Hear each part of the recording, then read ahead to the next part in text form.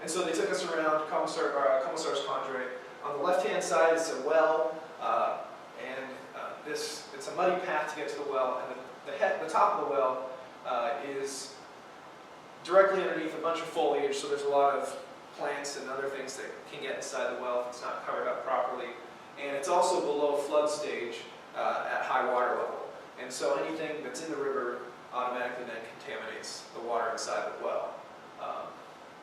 To the right of that, that's actually the approach to Commissar's Condre from the river, and that changes significantly. That image is actually from Guido that was taken at a different time of year, and it was probably a meter or two higher than it was when we visited. The bottom is a rainwater catchment system, which is very common in the community, so there's no rain gutters being used.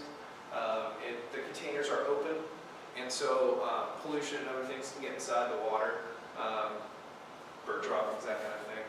And then at the far right, this is the bridge that connects Commissar's Condre to Maki Creeky, and it's clearly in need of repair. You couldn't take any heavy equipment across that. And so we actually asked them about the bridge, whether or not they were interested in us trying to help provide any sort of bridge engineering expertise or anything like that. And they told us to focus on water first, and then if that works, then we can start looking at other things.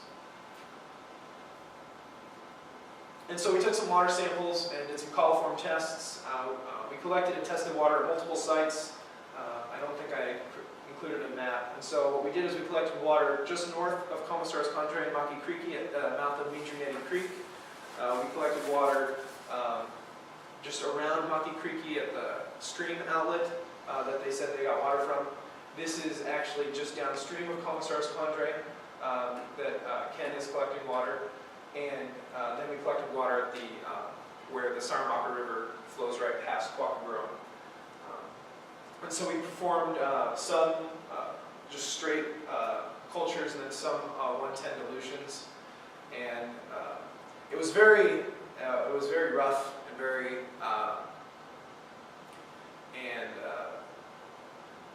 and it was only a snapshot, one snapshot in time of the pollution. But I mean, it did provide some information about the coliform and the potential presence of E. coli.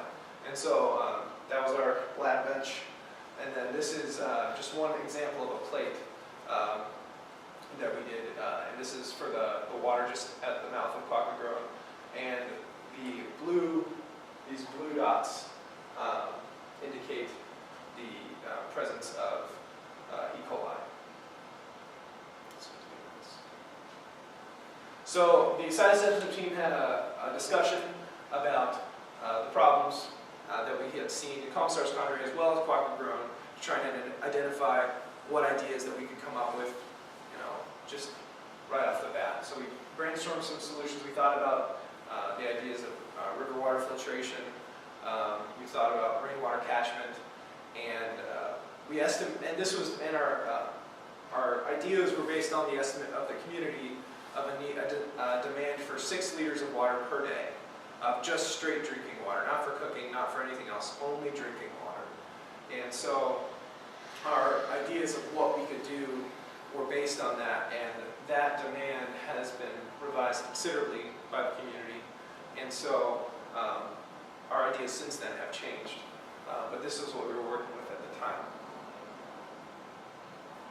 And so our meeting with Quackengrone that we had that night, this was our first actual meeting with the entire community. And so we've been in the community area for a full 2 days at this point, or 1.5 days. And it was only now that we were actually having a full meeting. And so we were anxious to try and talk with the community at this point because we were leaving the next morning. And so we shared our suggestion about a rainwater catchment system. And we were immediately cut off by a very large downpour, which is pictured here, and the water's running through the middle of the shelter.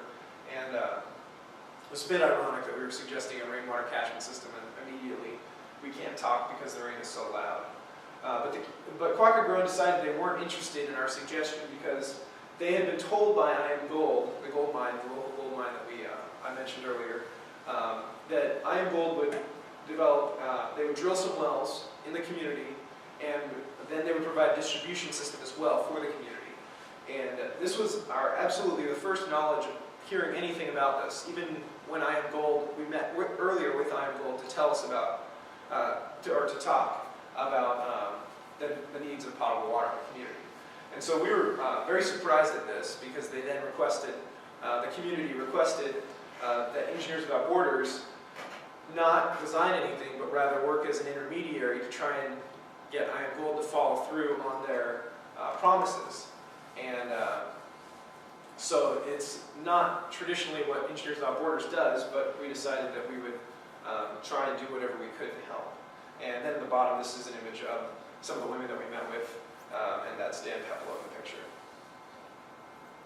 And so the next morning, we went back to Commissars Condrey to share the results of the coliform test. The coliform plates, the Coliscan Easy Gel, had been culturing overnight. And so we met with them and suggested, they saw the plates. They knew that it was polluted, and so they weren't surprised that there was any indication of coliforms or E. coli in the water. And we suggested our initial plan of rainwater catchment. And Commissars Condrey wanted to have a distribution system and more water, but they said anything would be better than nothing at this point. And so they decided that it would be a good idea to actually partner with us and work with us in the design phase. And right here is an image with George King, Kenneth Zalman on the left over there in the white shirt last week, and then Basha Vitellius. And another cultural note real quick, in Suriname, in the Matawai communities, there's still a kind of hierarchical tribal chief, and then various lower chiefs in the community. And at this time, there is no head chief. And so Basha Vitellius is one of the acting kind of assistant chiefs, for lack of a better term, right now. And it's still kind of up in the air as to who will become the head chief, and it's unknown how that could impact our project.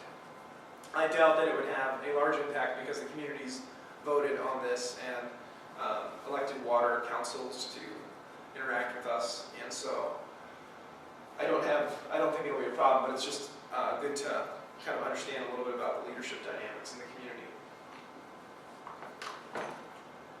Let's see, and some more cultural notes.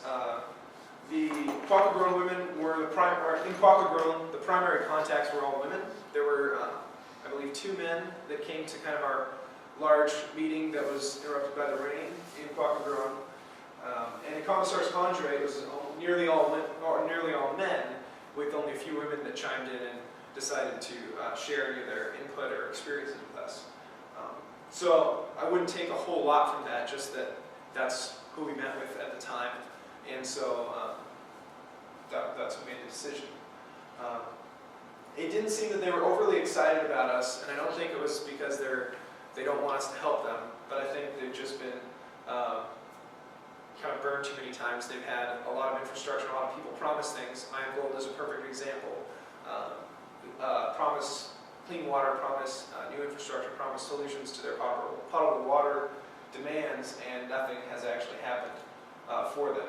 And so I think they were pretty pragmatic and willing to work with us, but they weren't going to get too excited. Another just odd cultural note was that at the end of every meeting, not odd, but just interesting, at the end of every meeting, alcohol or soda pop was used as a conclusion to the meeting. And this was somewhat contrary to what we had been told, that alcohol was not present in the communities at all. And it's generally not a problem. I didn't see heavy alcohol usage or anything like that in the community. And that could be different. We weren't there at a celebration time or festival or anything like that. Just cultural note, which is different in some communities. And then it was customary to discreetly offer to pay for the drinks, even if you didn't suggest that they be served, because we, as visitors to the community, and also the fact that we just have quite a bit more